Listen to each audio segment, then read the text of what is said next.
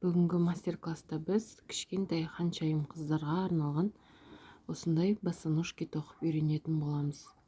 Босоножки қос табанмен тоқылған. Қос табанды қалай тоқу керектігін, жалпы қалай табан тоқу керектігін, подошва яғни тоқу керектігін мен описанияға қалдырып кетемін. Және де осындай гүлдерді қалай тоқитынымды описанияға қалдыратын боламын. Ал енді жұмысымызға кірісейік. Бізге ең алдымен міне осы табанымыз қос табан, менде оң бетінен аламыз. Оң беті дегеніміз яғни міне өрілген тоққанымыз көрініп тұрады. Ал мынау бұл теріс беті, мінекей. Бұда көрініп тұрған жоқ. Бұл яғни міне теріс беті, ал мынау оң беті. Оң бетінен міне өрілгендер көрініп тұр. Осы оң бетінен алып тоқитын боламыз. Яғни табанды өзімізден ары қарата осылай ұстаймыз. Күрчоққа іліп, мінекей жұмыс жібімізді бекітіп аламыз.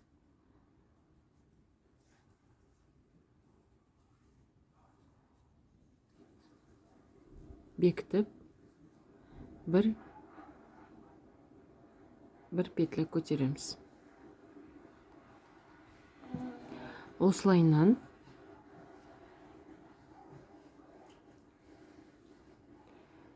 яғни жұмыс барысында мынау жіптің ұшын тоқып кететін боламыз.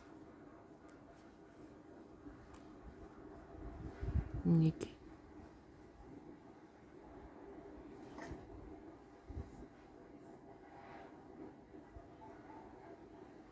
Басында бірінші қатарды, осы қатарды тоқу сәл қиындау болады.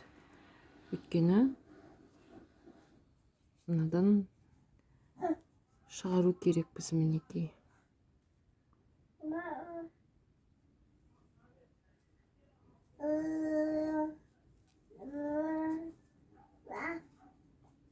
Осылай міне айналдыра жұмысымызды тоқып шығамыз. Яғни 64 столбик без накида тоқимыз.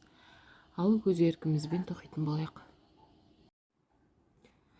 Мінекей мен 64 столбик без накида тоқып шықтым.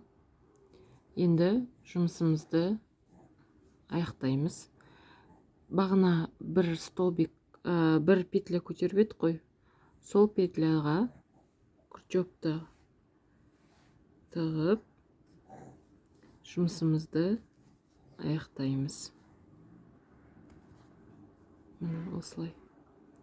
Енді тағы да бір петля көтеріп жібімізді қиып аламыз.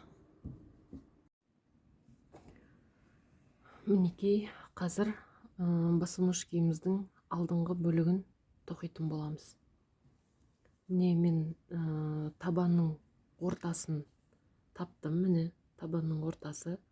Осыдан сол жаққа қарай 7 петля тастап, 8-шісіне, оң жаққа қарай 7 петля тастап, 8-шісіне міне күрчөкті қойдым. Осылай қылып белгілеп алдым. Ал енді бастаймыз. Ең алдымен менің жібім жіңішке болғандықтан жіпті міне 2 қабаттап алдым. Күрчөкқа іліп міне бекіту петлясын жасадық. Енді ары қарата 15 петля көтереміз. 1 2 3 14 15 петляны тоқыдым. Бұны міне белгілеп қойған, яғни 8-ші петляға біріктіретін боламыз. Міне осылай.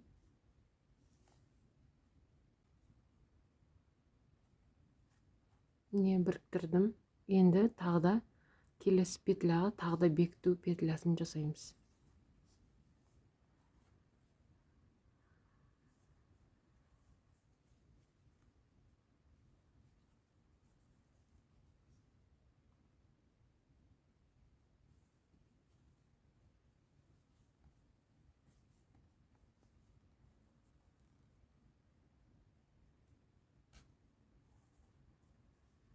мінекей. Енді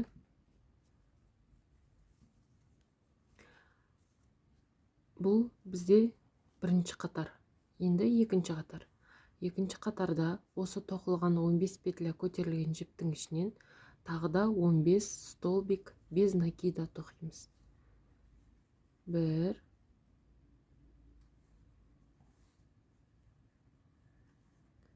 2, 3,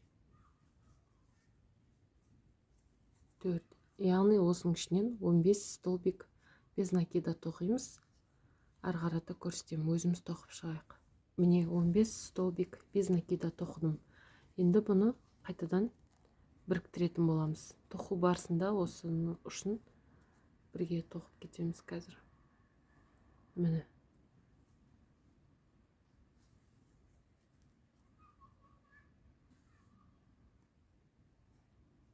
Бірінші петляға біріктірдім, тағы да екінші петляға біріктіреміз.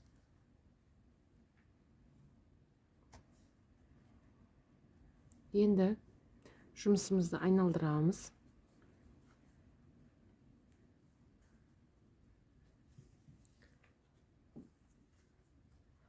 Мына жақта біз біріктірген екі петляны одан тоқымаймыз да, үшінші петлядан тоқитын боламыз.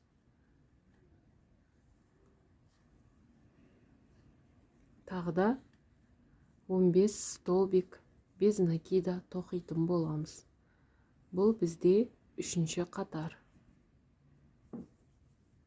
Не осылай мына жаққа дейін тоқитын болайық өзіміз. Міне үшінші қатарды аяқтадық. Тағы да біріктіретін боламыз.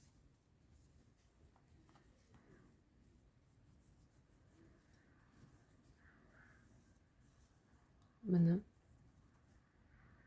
осы екі петляға біріктіреміз.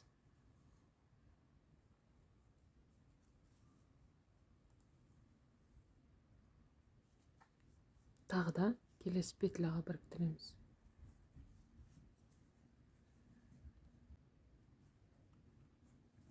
Мінекей. Енді төртінші қатар. Төртінші қатарда жаңа қосқан екі петляны тоқымаймыз.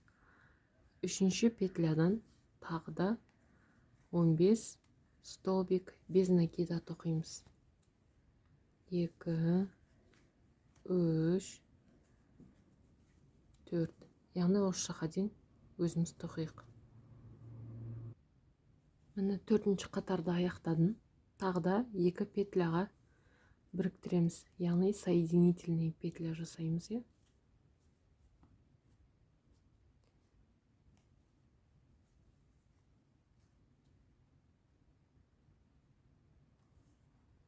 Бір, мынау екінші.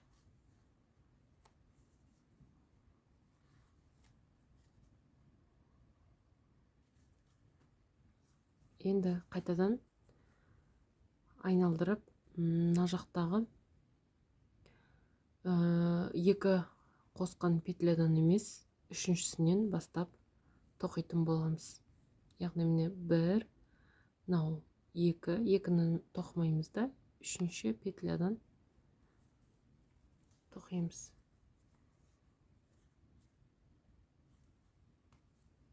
Бұл бізде бесінші қатар.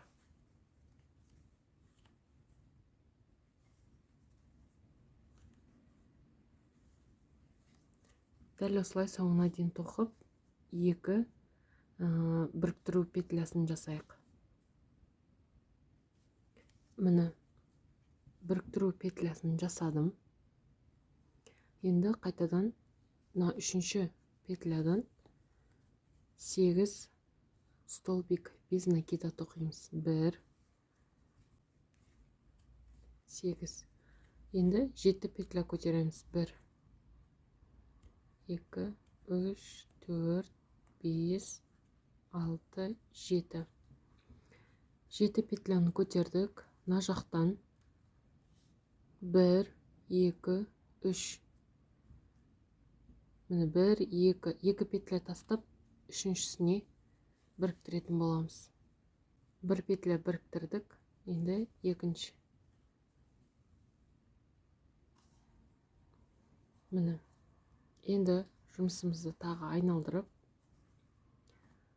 тағы осы мынау тоқылған 7 петля көтердік қой, соның ішінен 7 столбик без накида тоқимыз. Ой, қазір.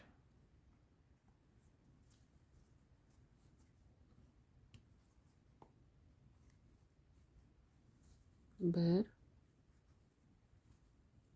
екі, үш, төрт, бес, алты, жеті. Енді тағы да 8 столбик без накида тоқыдық қой, содан қайтадан 8 столбик без накида тоқитын болайық өзіміз. Мінекей мен тоқып болдым. Енді біріктіретін боламыз. Яғни соединительный петля жасаймыз. Мінекей бір соединительный петля жасадым. Енді мына тұрған бірінші петлядан ұзына бойына 15 столбик без накида тоқып біріктіретін боламыз. Міне 15 столбик без накида тоқып бір петляға біріктірдім. Бұл бізде оң аяғымыз, яғни босоножкидің оң аяғы дайын болды. Жұмысымызды түйіп аяқтайық.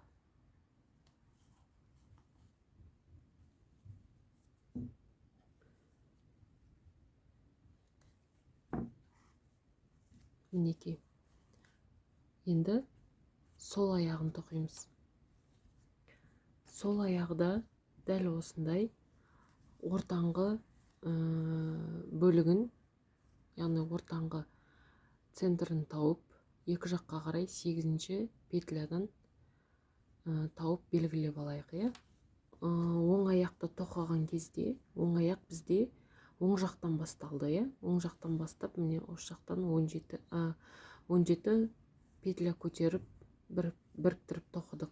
Дәл сондай тоқылады, бірақ біз сол жағынан бастайтын боламыз. Мінекей мен сол аяғын тоқу үшін 15 петля көтердім. Енді бұны бағанағы өлшеп алған 8-ші петляға, центрден санағанда 8-ші петляға біріктіретін боламыз.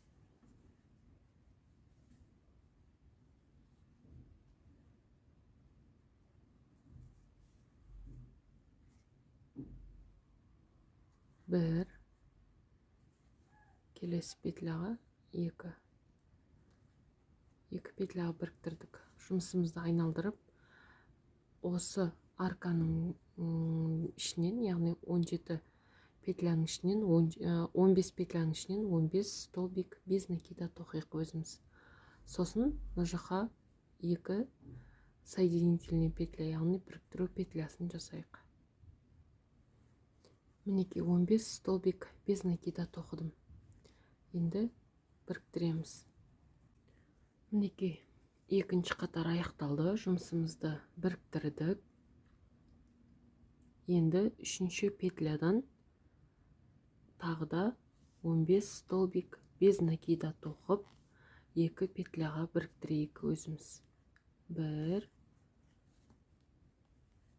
2, осылай 2 петляға біріктіріп, өзіміз 15 столбик без накида тоқып шығайық.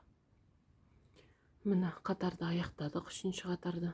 Тағы да жұмысымызды айналдырып, 3-ші тұрған петлядан, міне мынау қосқан соединительный петлядан тоқымаймыз. 1, 2, 3. 3-ші петлядан тағы да 15 столбик, мына жаққа дейін 15 столбик без накида тоқып 2 петляға біріктірейік. Міне енді 5-ші қатар 2 петляға біріктірдім. 5-ші қатарда тура солай 15 столбик без накида тоқып 2 петляға біріктіреміз. 5-ші қатар аяқтадық. Енді 6-ші қатар. 6-ші қатарда біз 3-ші петлядан бастап 8 столбик без накида тоқитын боламыз. 3, 4, 5, 6, 7, 8. 7 петля көтереміз. 1, 2, 3, 4, 5, 6, 7. 7 петля көтеріп, оны 2 петля тастап, үшіншісіне біріктіреміз.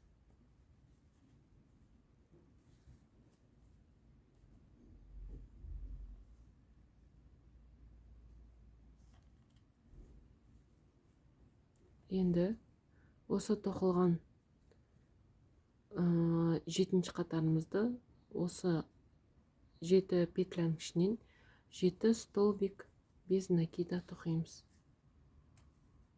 1, 2, 3, 4,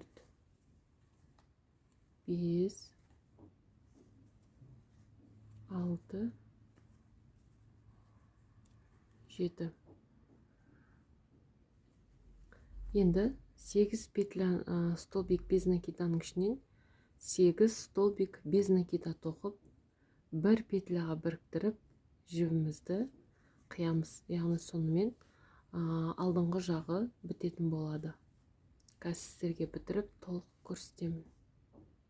Міне мен сол аяқтың тоқып бітірдім.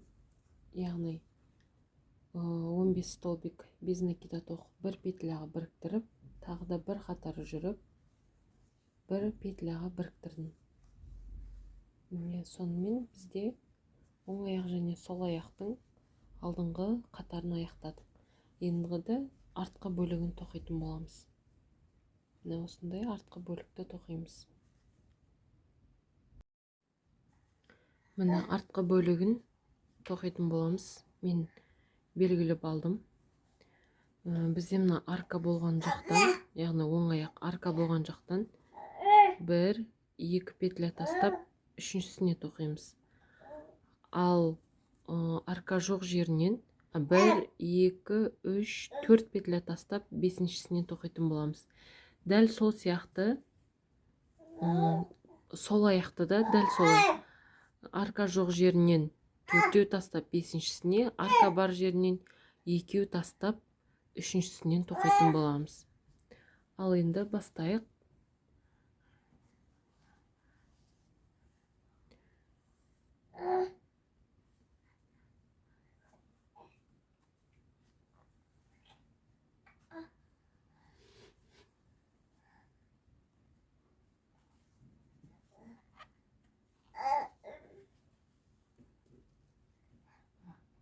Міне бірінші бекітіп алдым.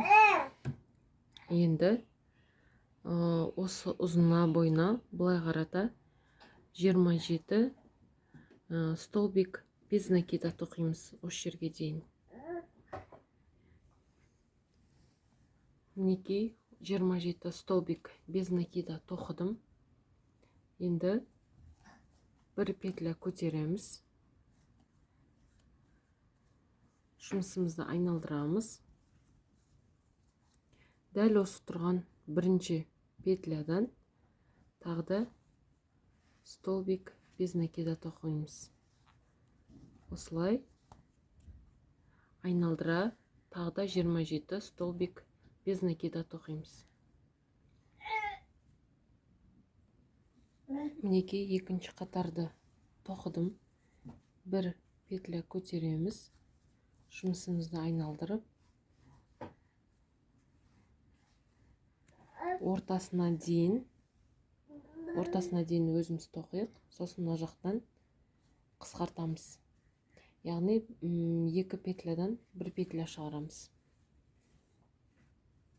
Мінекей дәл ортасына келдім. Енді қысқартамыз. Яғни келесі тұрған петляға күрчек тығып 1 петля 1 жіп шығарамыз. Екінші тұрған петляға тағы да шығарып 1 жіп аламыз. Күрчегімізді 3 жіп, 3 жіптен 1 жіп шығарамыз. Ары қарата тағы да тоқып кетеміз соңына дейін. Міне 3-ші қатарды аяқтадым. Енді өзіміз тағы да 4-ші, 5-ші, 6-ші, 7-ші қатарды өзіміз тоқып, сол кезде, яғни 7-ші қатарда кездесетін боламыз. 7 қатарды тоқыдым. Енді 1 петля көтердім. Осы тұрған 1-ші петлядан тағы да столбик без накида тоқимыз. 2 петля көтереміз. 1 петляны тастап, келесі тұрған петлядан столбик без накида тоқимыз. Дәл осылай айналдырып, осы тұрған келесі соңындағы 2-ші петляға дейін, 2 петляға дейін өзіміз тоқып шығайық. Міне соңғы жағына келдім. 2 петляны тоққан жоқпын. 2 петля көтеріп, келесі тұрған тастап, келесі тұрған петлядан столбик без накида тоқимыз. 1 петля көтеріп, жұмысымызды айналдырамыз.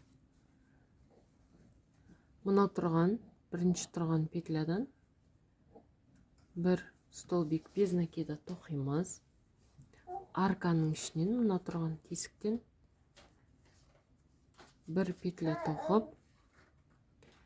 келесі, яғни столбик без накида тоқылған алдыңғы қатардан дәл осылай тоқып, соңына дейін тоқитын боламыз. Міне мына жерде де арканың тесіктің ішінен 1 столбик без накида тоқып, келесі тұрған петлядан тағы да столбик без накида тоқып, қатарымызды аяқтайтын боламыз. Өзіміз тоқып шығайық. Мінекей мен жұмысымды аяқтадым. Міне осы екі жағындағы тесіктен, яғни набауды өткізетін боламыз. Шнурын қоямыз. Шнуры мен гүлдің тоқылу жолы менің каналымнан таба аласыздар. Дәл солай, сол аяғында дәл осылай тоқимыз, яғни жіптерін жасыратын боламыз. Арт жағын тура осындай 7 қатар тоқып, 8-ші қатарда 1-ші петляны тоқып, 2 петля тастап, келесіде тағы осылай столбик без накида тоқып, арканың ішінен тағы да 1 столбик без накида алып, осылай тоқитын боламыз. Мінекей мен барлық гүлдерін және шнурын тақтым.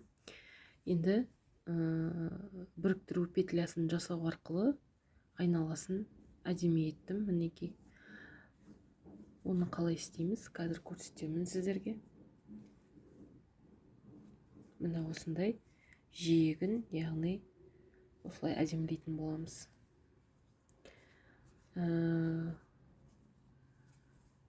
Кез келген жерінен ала берсек болады.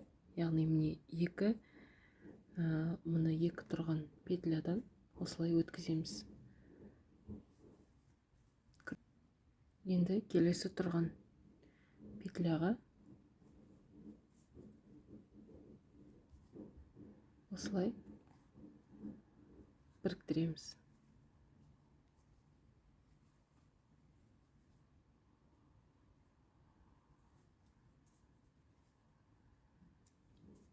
Осылай айналдыра әдемілеп шығатын боламыз.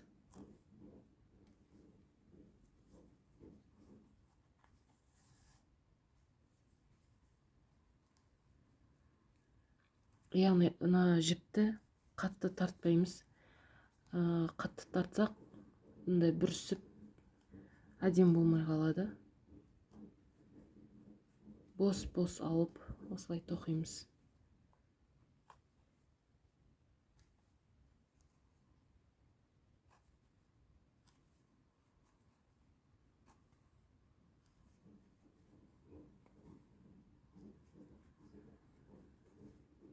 Мінекей осылай.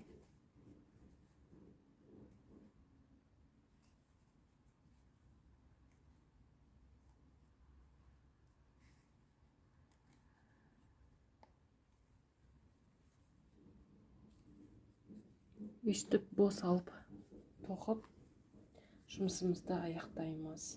Өзіміз тоқып шығайық. Мінекей мен барлық гүлдерін және шнурын тақтым. Енді біріктіру петлясын жасау арқылы айналасын әдемі еттім. Мінекей. Оны қалай істейміз? Қазір көрсетемін сіздерге. Мына осындай жиегін, яғни осылай әдемілейтін боламыз.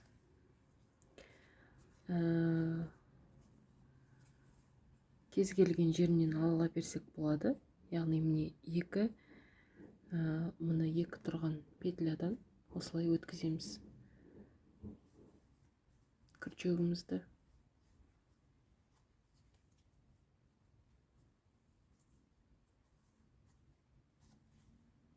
Енді келесі тұрған петляға осылай біріктіреміз.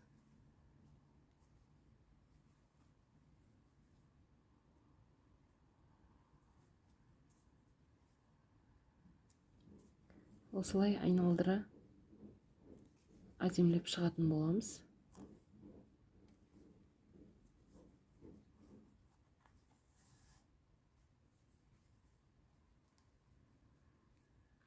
Яғни мына жіпті қатты тартпаймыз. Қатты тартсақ мындай бүрісіп әдемі болмай қалады. Бос алып осылай тоқимыз.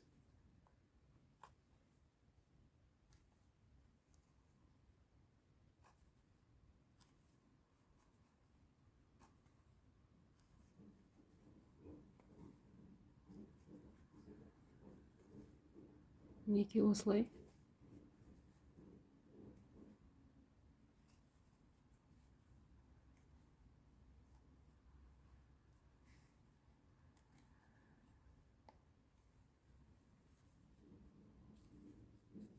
Өстіп бос алып тоқып жұмысымызды аяқтаймыз. Өзіміз тоқып шығайық. Мінекей кішкентай қыздарымызға арналған босонож киіміміздің тоқылу жолын сіздерге көрсеттім.